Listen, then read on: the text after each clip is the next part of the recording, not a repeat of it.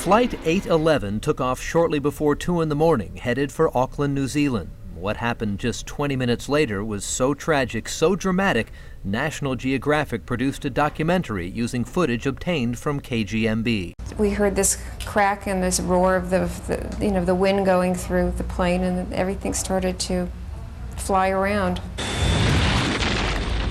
The forward lower lobe cargo door had been torn from the 747. Debris was flying around and we didn't realize what was happening, and the whole plane was open and we thought we were dying. Coming off in the power. Miraculously, Captain David Cronin and his crew nursed the plane back to Honolulu.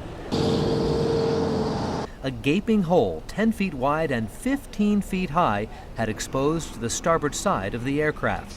And we looked at it and you could see that the floors had collapsed onto the containers. Brian Kitaoka couldn't believe what he was seeing. Even more difficult to understand was the conclusion of the investigation by the National Transportation Safety Board. Its aircraft accident report, dated June 26, 1990, attributed the tragedy to the sudden opening of the improperly latched forward lower lobe cargo door. Improperly latched, Kitaoka thought. No way, because he's the person who latched it. No matter what I said, you had the so-called experts. They had come up with their own, things of how things happen and work. And I know I did my job right. I know I did it. I did everything correctly, but yet they were accusing me of doing an improper job, and they had no evidence. But how was I to combat that? This is where Kevin and Susan Campbell come into the picture. Their son Lee was sitting in row 8, just in front of the cargo door. He's one of the 9 people who fell to the ocean from 22,000 feet. No, we know that Lee's 80 miles out there. We never got his body back or anything. He's out there. The Campbells weren't buying the government's explanation of what happened. When the report came out, they said that the door had been mishandled. They didn't actually lay it on the line and say that Brian got the door wrong when he closed it, but they said it had been mishandled. If that could be the problem, you think how many times a Boeing cargo door is closed each day? It would have happened frequently. If it was something that somebody could do inadvertently, wind it closed, wind it back open, and no, there just had to be something else.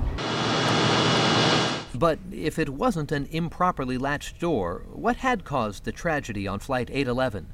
Tonight at 10, see how the Campbells' quest for the truth rewrote history, how they freed Brian Kitaoka from years of misplaced guilt, and be there as they meet face to face for the first time. Because we knew that you didn't do anything wrong. Until then, I'm Brooks Bear for Hawaii News Now. I felt that you would be feeling bad. I didn't know that, Yeah. It was like... Brian Kitaoka was sure the tragedy on Flight 811 wasn't his fault, and he was eventually vindicated, thanks to a husband and wife from New Zealand who were determined to know what caused their son's death. We have our alarm clock set with the radio, so the radio turns on at 8 o'clock in the morning, and the first item was that there'd been a problem with Flight 811 out of Honolulu, and our blood just ran cold because we knew that was Lee's plane. It was early morning, February 24th, 1989. 20 minutes after takeoff, a cargo door tore from the plane. The captain and crew defied the odds by bringing the crippled Boeing 747 back to Honolulu. 9 people had vanished through the gaping hole in the jet's starboard side. Lee Campbell was among them. Immediately, we just knew. You just feel it, that something terribly, terribly has gone wrong. The National Transportation Safety Board issued its aircraft accident report on June 26, 1990. The conclusion? That the accident was caused by the sudden opening of the improperly latched forward lower lobe cargo door. No, it didn't happen. It didn't happen. Brian Kitaoka was sure the door wasn't improperly latched because he's the guy who latched it. Try being accused of being the cause of 9 people's death and hundreds of people's traumatic event, being accused, being blamed. It's a heavy burden to carry. The Campbells weren't buying the NTSB's explanation of what happened. They suspected some sort of electrical problem, and needing to know why their son died and wanting to prevent it from happening again, they did their own investigation, a search across America chronicled by National Geographic.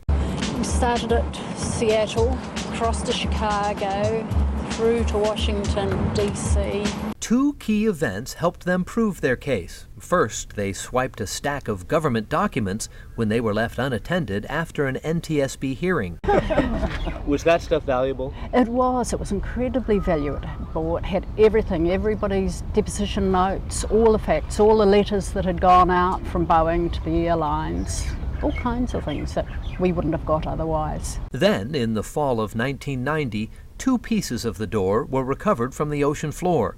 The latches were still in the locked position. Brian Kitaoka had secured them properly. Finally, in March of 1992, the NTSB issued a new report.